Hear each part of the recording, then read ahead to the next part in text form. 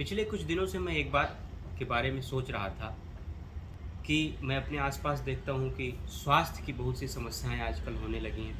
हमारे साथ के बहुत से जो लोग हैं उनको भी मैं देखता हूँ कि तमाम बीमारियों की चपेट में आ गए हैं और अजीब-अजीब सी बीमारियाँ हैं। किसी को थायराइड हो गया है, किसी को हाई ब्लड प्रेशर है, किसी को डायबिटीज़ है, किसी को कोई और साइटिका है जैसी समस्याएँ, किसी को घुटने में प्रॉब्लम आ रही है, किसी को किडनी में प्रॉब्लम है। मैं काफ़ी दिनों से इसके बारे में सोच रहा था कि इसका समाधान क्या है। देखता हूँ कि लोग दवाओं की शरण में जाना पड़ता है, आगे चल के सर्जरी की शरण में जाना पड़ता है, वर्क एफिशिएंसी प्रभावित हो जाती है, क्वालिटी ऑफ लाइफ प्रभावित होने लगी है, सोच भी इससे कहीं न कहीं डिप्रेशन में आदमी चला जाता है। इसका समाधान क्या हो सकता है? मैंने अपने ऊपर अप्लाई करके देखा है, इसलिए मैं आपको बता रहा हूँ, ये थ्योरी की बात नहीं है। 40 प्लस के बाद 40 की उम्र होने के तुरंत बाद हमको जो सबसे पहली आवश्यकता हमारे लिए होती है, जो हमको करनी चाहिए, वो यह है कि हमको भोजन केवल दिन में एक बार करना चाहिए। ब्रेकफास्ट के बारे में नहीं सोचिए। 12 से 1 के बीच में जो भी हमको लंच करना है प्रॉपर वो हम कर लें। उसके बाद हम खाना दिन में कभी नहीं खाएं। अनाज जो भी खाना है, थोड़ा बहुत हम फल वगैरह खा सकते हैं, या अगर चाय भी पीनी है तो जो वाइट शुगर वाली नहीं बल्कि ब्राउन शुगर वाली चाय पीजिए। नमक में भी सेंधा नमक का इस्तेमाल करिए।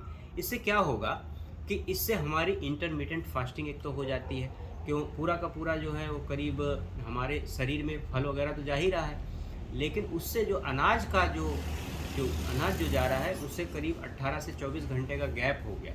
तो इससे इंटरमिटेंट फास्टिंग हो गई और उसकी वजह से हमारे शरीर में जो रोग रोधक क्षमता है वो काफ़ी बढ़ गई। रोग उत्पन्न ही नहीं हो रहा है तो रोग रोधक क्षमता की तो बात ही छोड़ दीजिए। इसलिए इस बात का बहुत ध्यान रखना चाहिए। और ये क्यों ज़रूरी है, ये भी समझ लीजिए। हमारी जो शहरी और महानगरीय जीवन पद्धति हो गई है उस पर ध्यान दीजिए।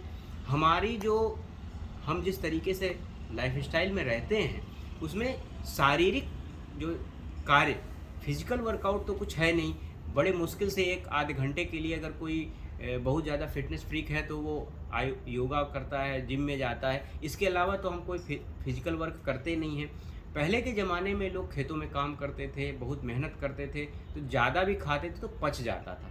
अब हम क्या कर रहे हैं कि हम विलासितापूर्ण जीवन के चक्कर में, अपने स्वाद के चक्कर में भोजन खूब अच्छे-अच्छे कर रहे हैं, हैवी भोजन करते हैं और उसके बाद वो पचेगा कहाँ से? क्योंकि उसको भोजन कर लिया, उसके बाद बैठे हुए हैं, कंप्यूटर पर काम कर रहे हैं। इसलिए अगर स्वस्थ रहना है तो दिन में केवल एक बार भोजन करना चाहिए।